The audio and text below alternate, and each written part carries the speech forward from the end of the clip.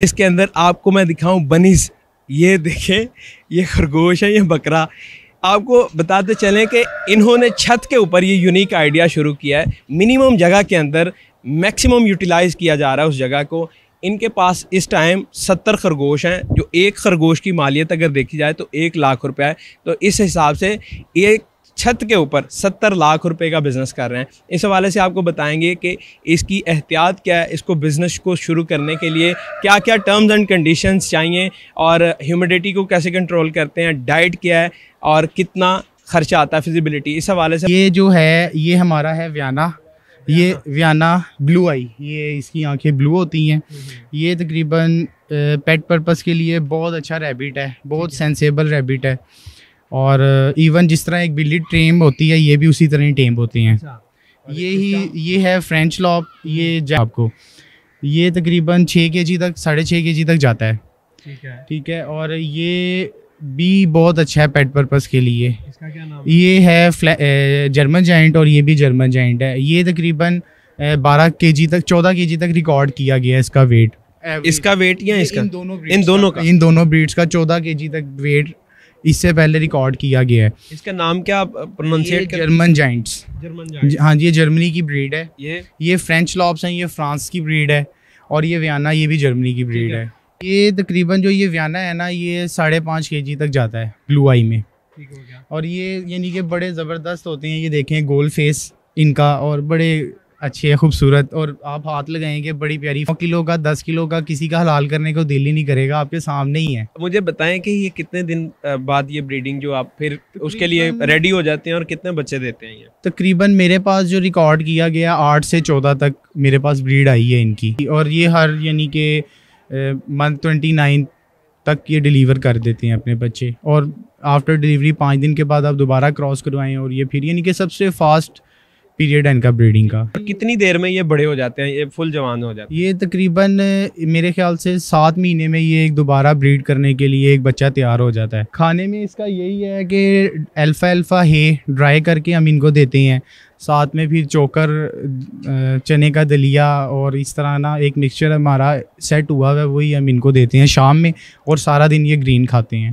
सारा दिन ग्रीन? और ग्रीन में भी आप? ग्रीन में भी ड्राई, यानी वो सब्ज़ खिलाते हैं और फ्रेश खिलाते हैं, लेकिन आप इनको ड्राई खिला रहे थे, इसकी क्या वजह है? सर जी, रैबिट की जो सबसे मेन बड़ी प्रॉब्लम है ना, ये नमी की वजह से हमेशा ये बीमार होगा।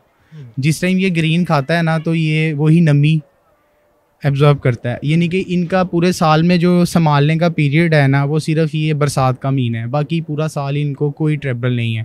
इनकी बीमारियां बहुत कम हैं, अव्वल इनमें समझें कि ना होने के बराबर हैं। मतलब किस तरह की बीमारियां इनमें होती हैं अमूमन? अमूमन इनको ज़्यादा से ज़्यादा आप एकदम इनकी फीड चेंज करेंगे, इन्हें डायरिया हो जाएगा। ये चीज़ें आपको, इनका हर चीज़ इनकी स्टेप वाइज, आप कोई भी चीज़ हो आपको स्टेप वाइज लेके चलना है इनको। और वैक्सीन का इनका क्या सूरत हाल है, जो आप कितनी देर बाद, और क्या क्या इनको? वैक्सीन की इनको प्रॉपर की ज़रूरत नहीं है। हमारे रूटीन में मल्टीविटामिन इनको चल रहे होते हैं, जो विटामिन ई हो गया, दूसरे विटामिन हम इनको दे रहे हैं, उनसे इनकी हेल्थ अच्छी है। बाकी आप कहते हैं कि जिस तरह मुर्गी की एक वैक्सीन होती है, इनमें जो भी वायरस आता है वो ट्रांसफ़र होने वाला नहीं होता। यानी कि एक रैबिट को आया ना, तो वो उसी के अंदर रहेगा, वो मुर्गी की तरह ट्रांसफ़र नहीं होता। ये सबसे अच्छी इनका एक प्लस पॉइंट है। कितने, मुझे बताएं, अगर किसी बंदे ने शुरू करना बिजनेस, उसको कैसे, क्या करना चाहिए, जो बेबी स्टेप्स हैं वो क्या होंगे? सबसे पहले तो वो एक सस्ते रैबिट रख के, क्योंकि हर बंदे की पता नहीं जेब कैसी है कैसी नहीं है, सबसे पहले वो नॉर्मल रैबिट रख के अपना एक फ्लॉक उससे ले, एक दफ़ा प्रोसीजर से गुजरे, उससे बच्चे वगैरह ले। जब उस टर्न से वो एक पीरियड से हल्के सस्ते रैबिट से गुजर जाए, तो उसको डेफिनेटली ये करना चाहिए, तक लोग ये ब्रीड आम मार्केट में देख सकेंगे। इतनी यानी कि हम यूनिक चीज़ है कि इसके लिए आपको क्या करना है कि पहले प्रैक्टिस उसकी हो गई तो ये इन ब्रीड्स पे जाए, और वो 5 साल 8 साल इससे अच्छा अर्न कर सकता है। उसके बाद फिर जब यहाँ पे ये ज़्यादा हो जाएंगे, तो फिर इसकी इंटरनेशनली बहुत डिमांड है, फिर ये एक्सपोर्ट की तरफ भी हम जाएंगे। मुझे बताएं, लोग आपसे ख़रीदते कैसे हैं? इसकी टारगेट ऑडियंस लोकल है या ऑनलाइन है, कैसे आपसे खरीदते? ये मोस्टली इसकी मार्केट है अपना ऑनलाइन ही है, और ज़्यादा ये असल में कहलाते हैं एग्जॉटिक एनिमल रैबिट्स। यानी कि ये 2-3 लोगों के पास होंगे, और ब्रीड प्रॉपर शायद ये मेरे पास ही कर रही हूँ। काफ़ी लोग झूठ बोल के इनकी म्यूटेशन सेल करते रहे हैं, लेकिन जब लोगों ने ये असली बनीज इनके देखे हैं तो फिर काफ़ी लोग मेरी तरफ कन्वर्ट हुए हैं। और सारा कुछ हम इसको ऑनलाइन ही मोस्टली सेल करते हैं। हमारा पेज है हबीब रैबिटरी फेसबुक पे, उस पर अक्सर बल्कि यही मैसेज होता है कि इनके बनीज हमें किसी तरीके से आप दे दें। ठीक, टेम्परेचर के मैनेज करने के लिए फूड कैसे आप इनको देते हैं, और स्पेशली रहते कैसे हैं जो इनके वो घर बनाए हुए हैं आपने अंदर घोंसले जिनको? ये हमने तकरीबन एक रैबिट का ना बॉक्स दिया हुआ है 2.5 बाय 3 का। असल में ये जाइंट्स रैबिट हैं, जब ये बच्चे देते हैं ना तो इनको घूम के बाहर आने के स्पेस ज़्यादा चाहिए, तो लोग छोटा बॉक्स दे देते हैं जिसमें क्या होता है कि इनके बच्चे जो हैं ना वो इनके अपने पैरों में ही आ जाते हैं और बच्चे ज़ाया होते हैं। एक ये चीज़ इसमें देखनी है। दूसरा हमने फ्लोर ये बनाया हुआ है ना, इसमें क्या होता है कि इनका यूरन और इनकी जो वेस्ट है ना वो नीचे चला जाता है।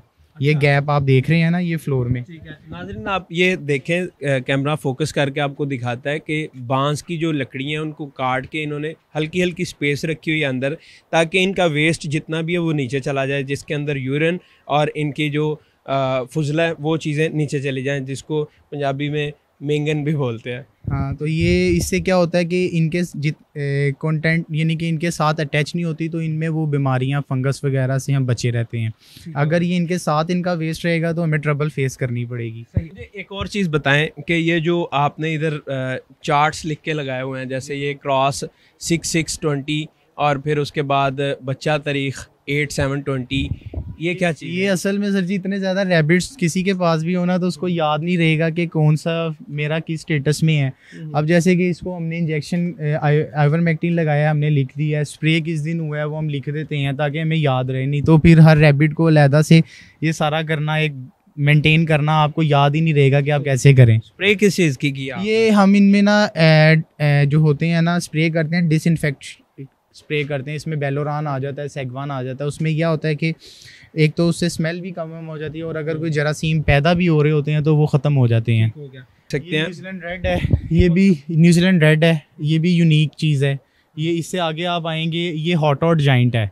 ये इम्पॉर्टेंट चीज़ ये देखें कि इन्होंने केज को स्टोरेज में डिवाइड किया हुआ है। ग्राउंड, फर्स्ट, सेकंड और थर्ड, 3 मंजिलों तक इन्होंने केज रखे हुए हैं जिसमें। अच्छा, एक चीज़ जो बड़ी इम्पॉर्टेंट है, ये इसमें देखें कि ये जालियाँ, ये जो इसको क्या बोलते हैं आप? ये ट्रे है इसकी। ये देखें, इसमें नाज़रीन इन्होंने गैप दिया है ना, हमने गैप दिया हुआ है तो उसने जो अपना ये वेस्ट पास किया वो नीचे ट्रे में आ गया।